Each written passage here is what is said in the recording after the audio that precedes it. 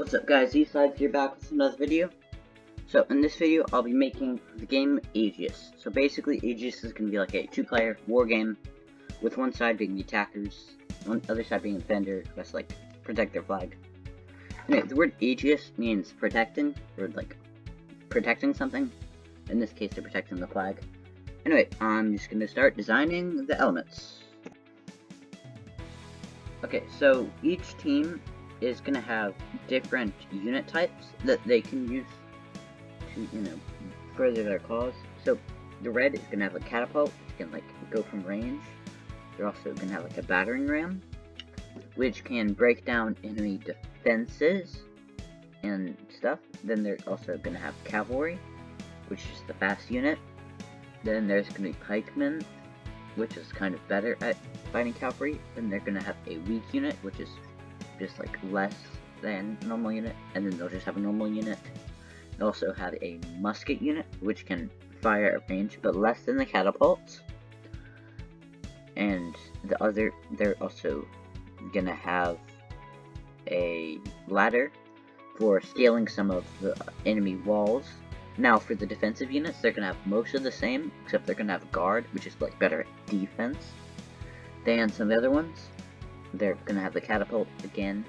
Now I am going to design the different pieces, or like the cards. So each of the symbols means different things, and each of the players has like either red or a blue card or a symbol. Yeah, and the top right is the movement, and other symbols just mean different stuff. So as I just fill out the different symbols, I'll just talk generally about the game. So the game is gonna have like several ways. They're like each. So it's not gonna be played on like a traditional board like other games are. It's gonna be like with inches of movement. So like you see that has 3 inches. So that piece is gonna be able to move a total of 3 inches. So it's not that much. Well, yeah, and it's gonna be different. So, I don't know, I just want to experiment, because most, or every other board game I've made before is a board game. It has an actual board to it. I just thought I'd try something a bit different.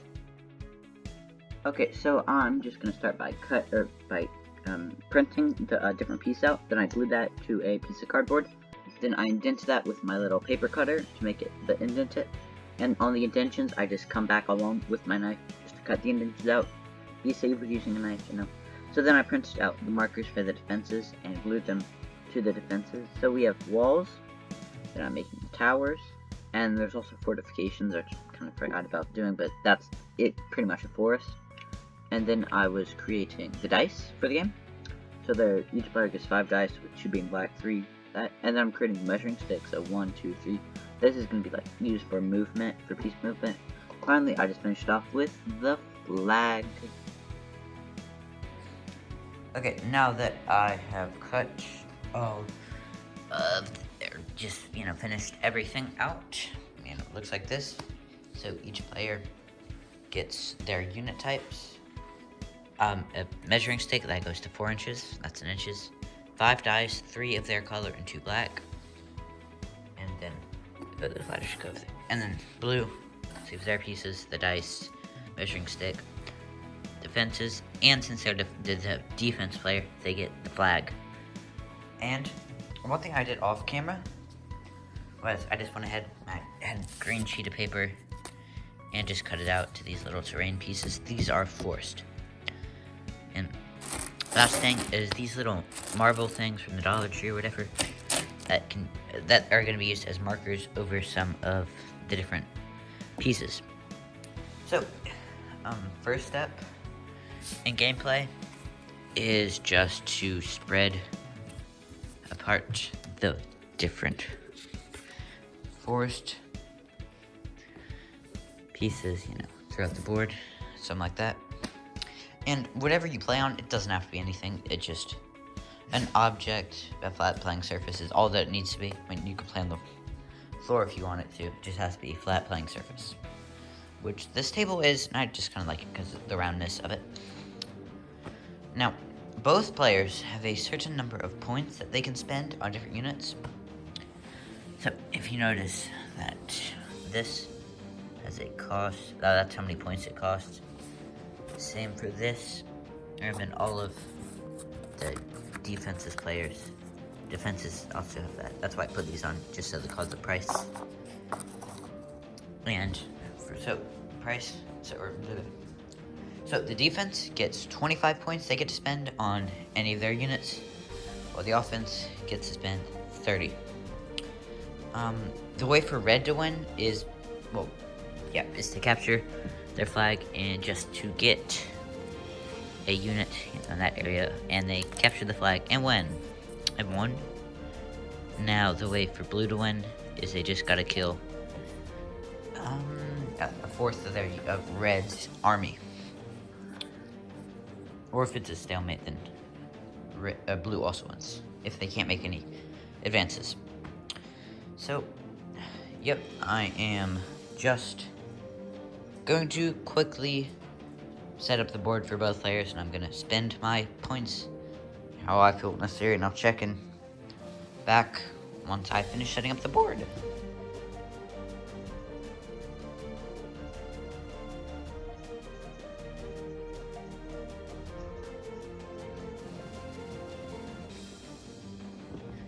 Okay, now that I have set up my board for both players, you notice red has a lot more pieces on the board, but none of them are really defensible.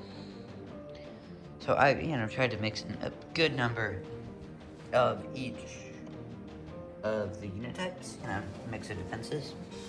Now the board looks something like this. So I guess I will just start going over some of the symbols for each of the pieces. So, the sword in the bottom left corner means I can participate in melee combat. This, with a box around it, that means they're weak to that unit, which I'll get more into it later. This shows what range they have for firing. They have 2 inches in this case. We'll get back to that later.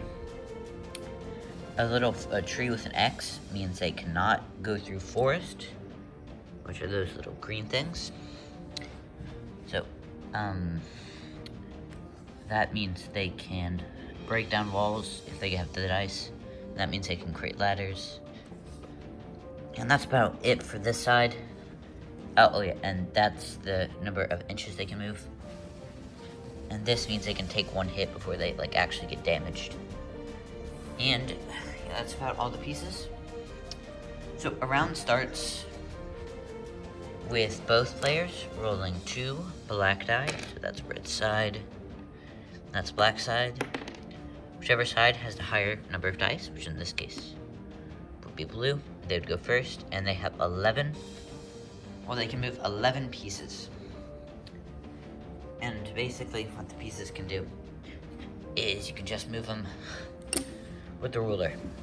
So, just for an example of movement, so this pikeman right there, or actually that guy. So I place the ruler next to him, 3 inches, so that'd be there. So I just move the piece, and they don't have to move 3 inches. That's the max they can move. Since it's the defenders, and defender, first they kind of place them how they want them to be. So I'll leave the defenders at that, and they can do whatever they want on this turn. But I'll go to the red. So they get the same number of points, or they can move the same number of units, which is 11. So I'll go over to the red side. You can see their units. So they probably want to try to take down the tower. So say I'm trying to move that one up 2 inches. Bring 3 inches. And some of the normal units 3 inches. I'll move the ladders 2 inches, and you get the idea. And players would just continue to alternate moving pieces up. So, when both players' turns are up and they move their appropriate movement, and when they're happy with their movement, it goes on to combat phase. So, just for an example, I'll just pick an isolated group. So, for melee combat, if they're within an inch, that's melee combat. So, you see, technically they're within an inch. So, I'll show you how this works. So, both players grab dice, 3 dice for each of them. And it doesn't matter which player goes first, because it's like in a combat phase. I'll just roll for red first, and then for blue. So everything above a 4 is a hit, so you notice 2 hits. And this is 2 hits. So how I mark hits is with these little marbles I already talked about. And so this would do 2 damage, but since he has that little shield, only 1 damage would get done to him. And he rolled 2 damage, so I do 2 damage to that guy. And once you do, like, all of your combat... Oh, and combat always goes to the nearest person. And range combat works the same, except if the other unit isn't ranged, they can't fire or attack back. Like, this one's range, so he attacks his nearest unit, which is that one, and just fires. Like, this one can't do anything about it. But for range, you only roll 2 dice, like, that'd still be a hit. And, I don't know, you just continue to do combat, like that. And anything I'm forgetting? Yeah, so when there's combat, say in forest or in fortifications, the attacking player has to get a 5 or higher to score, just because it's like defensible in a forest, so it's harder to hit there. Anything else? And yeah, the way to win this is if, oh, for blue, for red, if they can get one of their pieces all the way into the little blue area, they win. They lose their flag. Okay, so there's a few things that I forgot to film previously, so I'm just back here to clarify some things. So units can die in this game from having 3 hits in 1 turn. So say like, if this unit was into the turn and both of these units were attacking there. So I'm just gonna roll for that one. We can see that one scores 2 hits off on it, and then I'll roll for the other unit, and that also scored, oh, wrong way, 2 hits off. So, combat, oh my gosh. And then I'll roll for red. They just go to whatever was closest, so I'll just save that one. They don't even get a single hit off. But if they get 3 or more hits on the single thing, then they die and are removed from play. Some other things I forgot to cover were about the weaknesses and strengths. So whichever one, they ultimately do the same thing. A weakness or strength is that one has 3 dice, or normal, and the other is subtracted by 1 dice, because they're weak. So I'd roll for red, and they get 1 hit. But other than that, other than having the less dice, the combat is as normal. And they didn't do too well there, getting sent backwards. They're receiving a single hit. Last thing is about these 2 units, which are some of the siege engines, which are only for red. So the way ladders work is if they get, within an inch of the wall, they can just pop up a ladder. Which basically what a ladder can do is, like, if there was a big long line of walls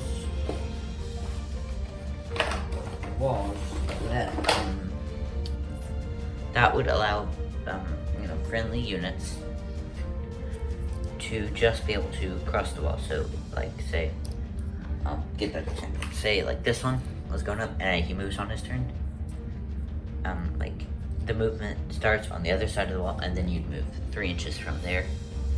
So it can just be helpful to hop the walls, you know, sometimes break them, but if you have one of these bad boys, which is one of the siege engines, or the battering ram. So, say he was attacking a wall, basically, he would roll 3 dice, and if he gets 2 hits, the wall falls, and then, you know, it gets removed from play, and out you can just go through. While, I mean, for towers, it works similarly, except they have to get lucky with 3 hits, which they don't get, but like, if you had like 2 of them attacking the same tower, then you could get lucky and have, you know, one of them kill the wall. Well, anyway, yeah, this is just the extra stuff I want to cover. Okay, while I make the board game box for Aegis, a few things I want to say is thanks a lot for our JL Games with his video Battle Blocks Goku 2nd Edition. I may have taken some creative inspiration from some of the rules. I do think I changed it, but his link will be down in the video description. But also, thanks to you guys for watching all the way to the end. Helps out. But, you know, you could also like, subscribe. That would help out too. And, anyway, well, this has been Z Slides. Z Slides out.